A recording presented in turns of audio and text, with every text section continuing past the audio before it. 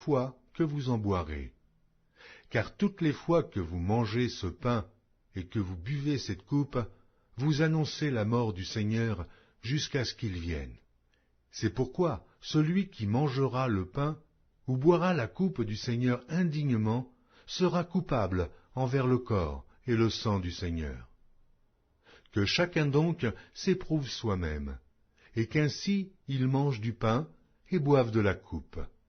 Car celui qui mange et boit sans discerner le corps du Seigneur mange et boit un jugement contre lui-même. C'est pour cela qu'il y a parmi vous beaucoup d'infirmes et de malades, et qu'un grand nombre sont morts. Si nous nous jugions nous-mêmes, nous ne serions pas jugés. Mais quand nous sommes jugés, nous sommes châtiés par le Seigneur, afin que nous ne soyons pas condamnés avec le monde.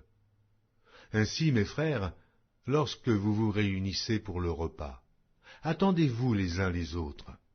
Si quelqu'un a faim, qu'il mange chez lui, afin que vous ne vous réunissiez pas pour attirer un jugement sur vous. Je réglerai les autres choses quand je serai arrivé.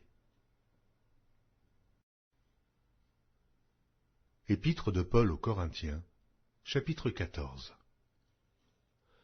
Recherchez la charité.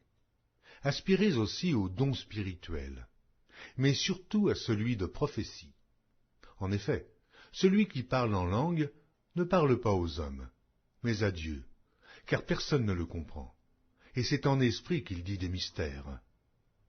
Celui qui prophétise, au contraire, parle aux hommes, et les édifie, les exhorte, les console. Celui qui parle en langue s'édifie lui-même. Celui qui prophétise édifie l'Église. Je désire que vous parliez tous en langue, mais encore plus que vous prophétisiez. Celui qui prophétise est plus grand que celui qui parle en langue, à moins que ce dernier n'interprète pour que l'Église en reçoive de l'édification. Et maintenant, frères, de quelle utilité vous serais-je si je venais à vous parlant en langue, et si je ne vous parlais pas par révélation ou par connaissance, ou par prophétie, ou par doctrine?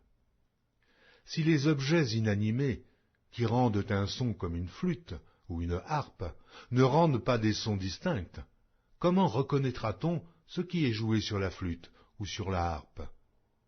Et si la trompette rend un son confus, qui se préparera au combat? De même vous, si par la langue, vous ne donnez pas une parole distincte, comment saura-t-on ce que vous dites? Car vous parlerez en l'air.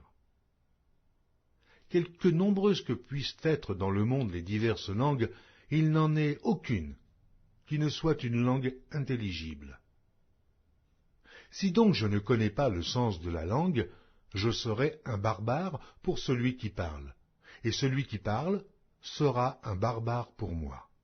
De même vous, puisque vous aspirez aux dons spirituels, que ce soit pour l'édification de l'Église, que vous cherchiez à en posséder abondamment. C'est pourquoi que celui qui parle en langue prie pour avoir le don d'interpréter.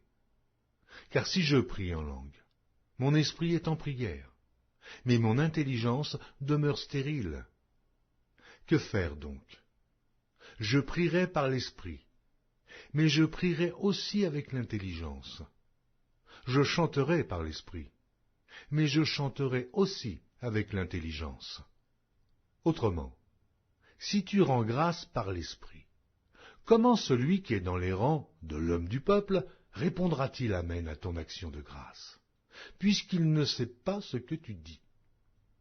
Tu rends, il est vrai, d'excellentes actions de grâce, mais l'autre n'est pas édifié. Je rends grâce à Dieu de ce que je parle en langue plus que vous tous. Mais, dans l'Église, j'aime mieux dire 5 paroles avec mon intelligence afin d'instruire aussi les autres que 10 000 paroles en langue. Frères, ne soyez pas des enfants sous le rapport du jugement, mais pour la malice, soyez enfants, et, à l'égard du jugement, soyez des hommes faits. Il est écrit dans la loi, c'est par des hommes d'une autre langue, et par des lèvres d'étrangers.